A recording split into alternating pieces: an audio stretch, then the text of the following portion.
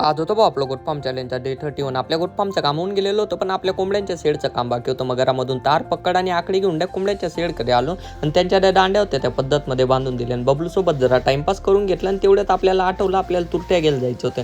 मग घरामधून एक दोरी घेऊन आपण डायरेक्ट निघालो भाऊ तुरट्या घेण्या जाण्यासाठी. इथं तर खूप तुरट्या पडलेल्या होत्या म्हणून आपण एक मोठा वजा बांधून घेतला आणि ते उचलायचे वाण देऊन गेले. मग कसं तरी आपण उचलून घेतलं आणि ते घेऊन आपण डायरेक्ट आपल्या गोटफार्मला येऊन गेलो. गोटफार्मला येऊन गेलो, पण आज काही काम करायची इच्छा नव्हती म्हणून बबलूला बाय बाय करून दिलं आणि डायरेक्ट घराचा रस्ता धरला.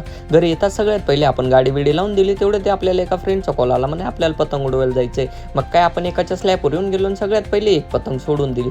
एक पतंग 10-5 मिनिटात आपली खूप वरती निघून गेलेली होती आणि आपली पेच पण लटकून गेलेली होती. पण बाय चान्स भाऊ आपलीच पतंग कापली गेली होती म्हणून आपण वापस दुसरी पतंग सोडली. तेवढ्यात म्हटलं आता मी घरी जातो. मग घरी बिरी येऊन गेलो, थोडं वेळ झोपून घेतलं. तेवढ्यात आपल्याला बोलवायला गोपाल येऊन गेला.